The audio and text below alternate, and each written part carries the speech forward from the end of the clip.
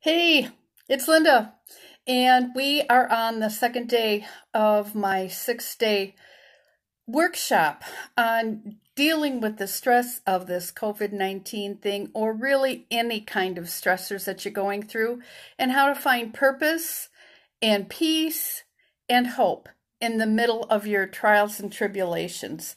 And the first thing that I wonder about is if you've identified your annoyances. What things are there that annoy you and cause you stress when you're dealing with people that drive you crazy?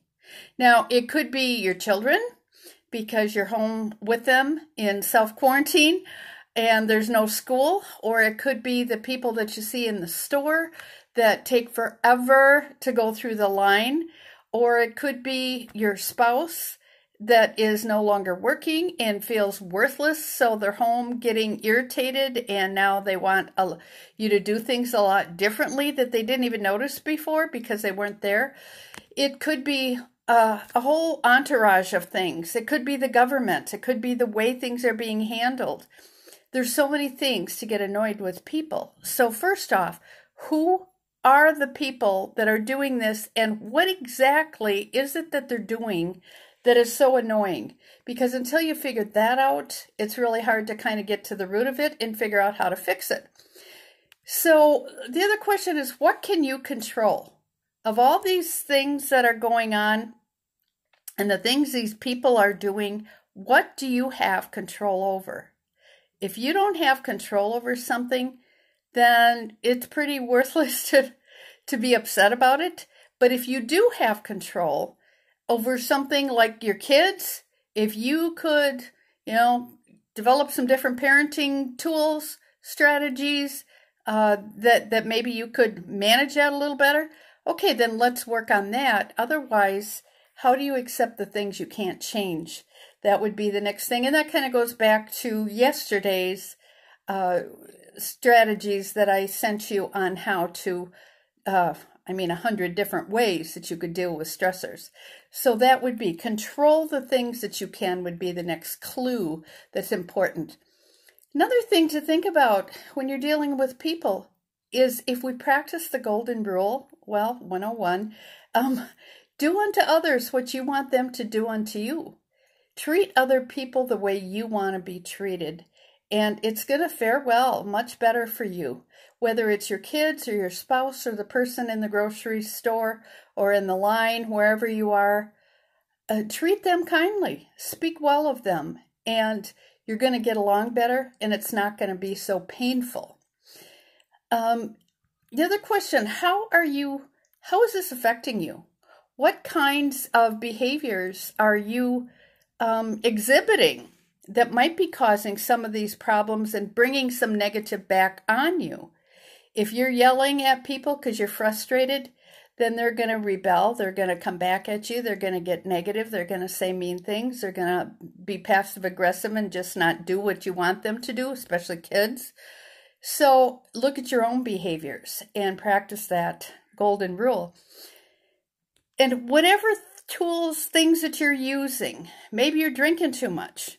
Maybe you're coping in ways that aren't helpful.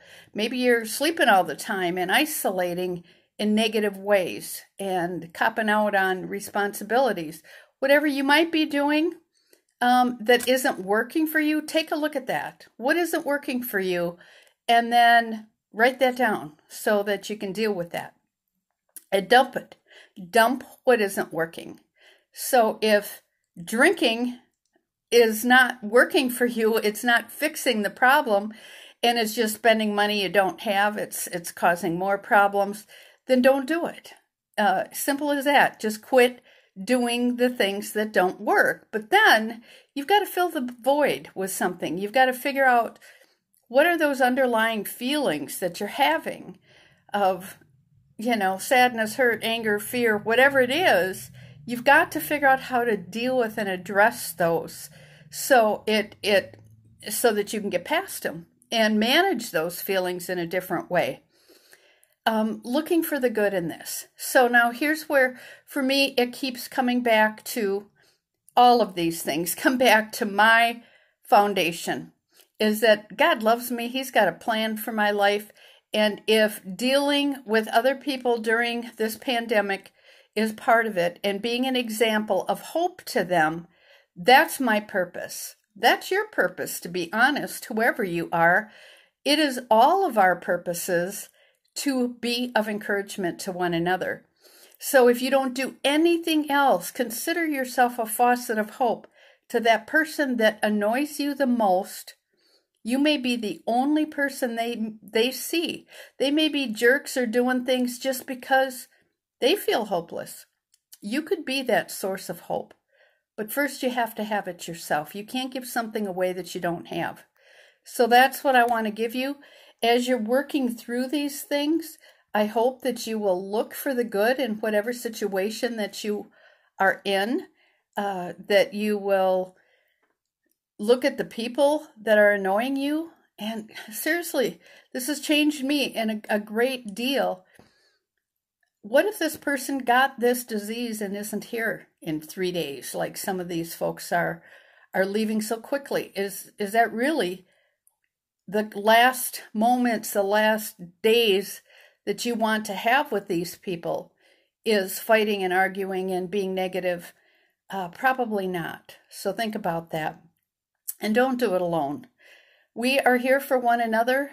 I've got a Facebook group that you can join, and we're going to be meeting online on, periodically. I've got all kinds of things going on online. If you go to my webpage, LindaLarsonSchlitz.com, I've always got some kind of activity going on that you could join in. But just don't do this alone. It's too hard. So I will be praying for you. I hope that you're following these. If you get this video and you haven't signed up, just go to my webpage, LindaLarsonSchlitz.com. And this is the six steps to peace, purpose, and hope. And just sign up for that, and you'll get all kinds of things, including my daily devotional. So thank you so much. I'll be looking forward to working with you, and I'll be praying for you. This is Linda Larson Schlitz from the Faucet of Hope.